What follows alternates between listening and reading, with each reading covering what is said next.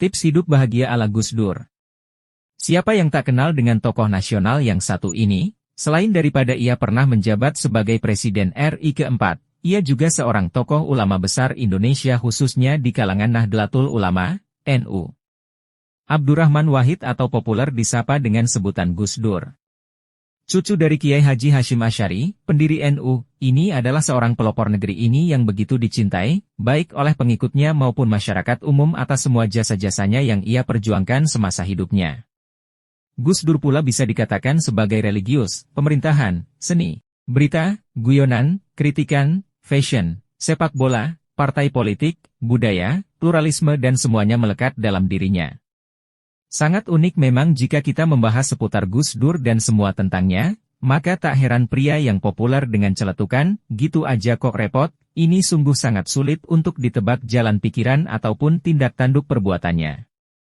Bahkan di dalam buku yang berjudul, Bukti Gus Dur Wali, karya Ahmad Mukafi dan Syaifullah Amin, cetakan pertama, Oktober 2016, dikatakan bahwasanya betapa Gus Dur sangat autentik, orisinil, genius, dan tidak mudah dipengaruhi oleh orang se-Indonesia sekalipun.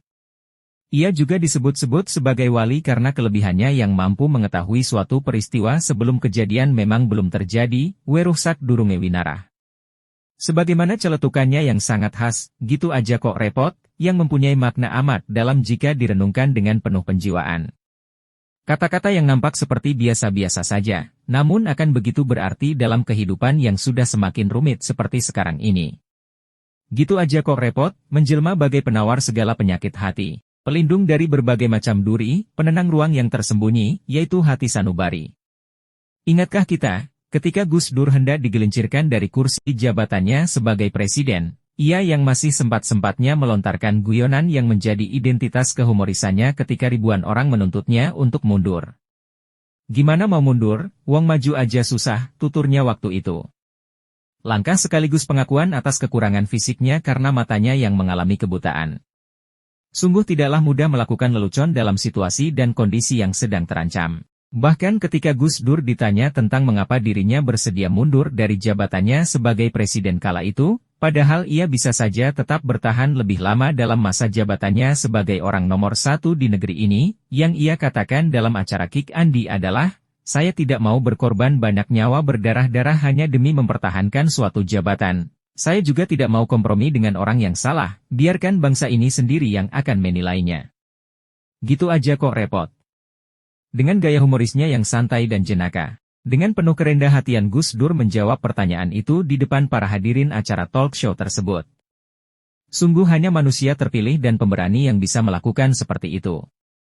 Ketika Gus Dur ditanya tentang siapa musuh terbesarnya di negeri ini selain Amin Rais dan Megawati, beliau menjawab, Pak Harto.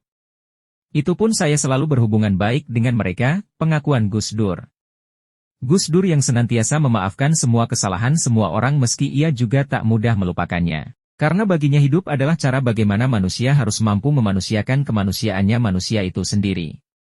Secara tidak langsung beliau menegaskan bahwa hidup adalah upaya seseorang untuk tidak merugikan orang lain. Ada satu statement Gus Dur yang sangat begitu mendalam selain dari, gitu aja kok repot, yaitu, orang yang masih terganggu dengan hinaan dan pujian dari manusia, ia masih hamba amatiran. Hal itu sangat erat kaitannya dengan firman Allah pada Quran Surat Yunus ayat 62 sampai ayat 64. Yang artinya, ingatlah. Sesungguhnya wali-wali Allah itu tidak ada kekhawatiran terhadap mereka dan tidak pula mereka bersedih hati. Yaitu, orang-orang yang beriman dan mereka selalu bertakwa. Bagi mereka berita gembira di dalam kehidupan di dunia dan dalam kehidupan di akhirat. Tidak ada perubahan bagi kalimat-kalimat, janji-janji Allah. Yang demikian itu adalah kemenangan yang besar. Sederhananya beliau adalah teladan bagi semua yang hendak hidup tentram, damai dan yang hendak hidup dijauhkan dari rasa stres yang terus menjadi tamu dalam pikiran manusia setiap hari. Dengan demikian, sudah sepatutnya kita sebagai hamba yang lemah untuk mengambil hikmah dari apa yang telah Gus Dur contohkan. Gus Dur telah meneladankan, saatnya kita yang meneruskan.